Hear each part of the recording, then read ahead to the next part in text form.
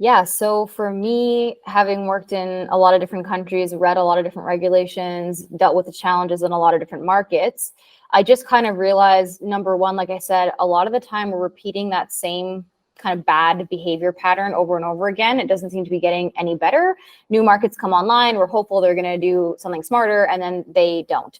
And that could just be because, they don't have anybody who's helping them draft policies or standards that has really experience from these more mature markets to give some guidance. A lot of it really has to do with the fact that I think a lot of countries are trying to go it at their own, or try something a bit different. But again, they're not getting that stakeholder buy-in or stakeholder input, I should say, from other people in the industry who are more advanced. So that was one problem I noticed right off the bat. And the other was just like, there's a lot of this working in silos. So even though there are problems that we see in multiple industries and different markets, they're not like coming together to solve that problem. They're just working on it on their own. And so I think for any industry to have a lot of weight and to have a lot of actual bearing on the next steps of that industry is to come together and form something like this. So the International Cannabis Quality Standards Association, or the ICQSA, came to me, I think in the summertime last year. And I just said, like, I want to get together a group of cannabis thought leaders, people who have industry experience, who have, education, experience, and skills respective to their roles.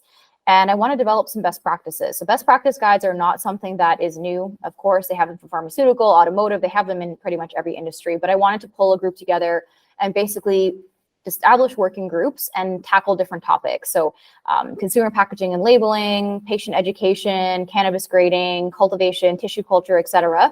It's been a long enough time. A lot of us have, 5 years of experience from cannabis. And of course, other markets have even more experience in that kind of just more medical focus. In Canada, for example, even that's another 10 years.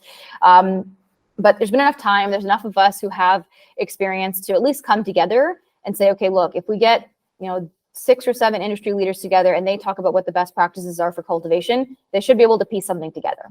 It might not be, that you can just copy paste that into your facility, but it should be giving you that kind of general idea of what you should and shouldn't be doing, or things that you should be looking into. A big one is facility design. I cannot tell you how many facilities I go into that are so poorly designed they can barely grow in them, and they're just battling the elements essentially inside of their purpose-built facility, which makes no sense. So we want to just kind of help reduce the amount of, I guess, like initial floundering that happens when either new markets come on or people come on in new markets that don't have the education or experience or the resources maybe to hire a consultant to help them. So just laying that like very basic groundwork. And then the hope is also that, concurrently while we do this, so we will be launching in about 2 weeks formally, like on LinkedIn, and like, kind of little peek behind the curtain, because a few people, obviously, like yourself and some of the founding members, have been in the know for a little while.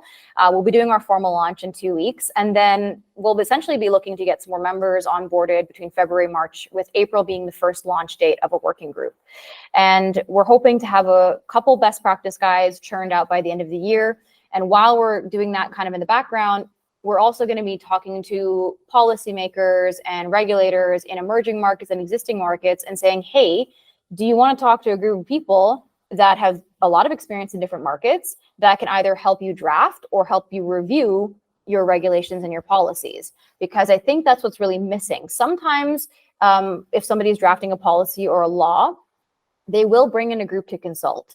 A lot of the time it's a group from their own country, or it's a select group from outside. But again, it's a typically small amount of voices. It's not dozens of people, it's a few people. And I would never say that I myself as a standalone person would draft the best cannabis policy in the world. I think it's really important to have that collaboration with other people and to also bring that information in from other markets. So it's not just a bunch of Canadian people that are coming together. You're obviously from the UK. I have some other Canadian members. I've got some from Australia. I've got some from Europe. So we're really trying to get that nice, like well-rounded, to also make sure that we don't have any blind spots when it comes to challenges that are being faced in certain markets. So I'm really focusing on bringing together a truly international group, being able to develop best practice guides that will be free, available for anyone to download, to read, to use however they would like. And then to also side by side, help some emerging markets, governments, lobbying groups, anybody who wants some advice or guidance on their regulations and policies, that's what we're here to do, is to give that advice. Even if it's just, hey, this is the full draft, give it a quick read over and tell me the red flags here. We're happy to do that. So we're hoping that this is going to be the kind of moving the needle forward for the global industry altogether. We do hope, of course, that some people adopt our best practices when they're drafting their regulations, and we can create some more consensus as well. I mean, one thing that like really irks me, that it drives me up the wall, something as simple as the delineation between hemp and cannabis changes country by country. And so, for example, a producing product in Switzerland, it's 1% is the limit for THC before it counts as high THC product. But then in Germany, it's lower than that. So people are like washing their cannabis with chemicals to strip the THC out to ship it across the border. These kinds of things are not super safe for consumers, and they shouldn't be being done, basically. But they're happening because even though these countries are touching, they have a drastically different requirement. So, you know, if we can come together as a group and say, hey, our best practice is that it should be this. I'm not saying every country is going to uptake it overnight, but I am saying that we're at least putting kind of something on the horizon to work towards, that we can kind of converge if it takes 5, 10, 15 years. Right now, no one's converging. Everyone's doing their own thing. No one is saying this is where we should all be kind of, you know, pointing the boats towards and working in this direction. And that's kind of where we want to come in.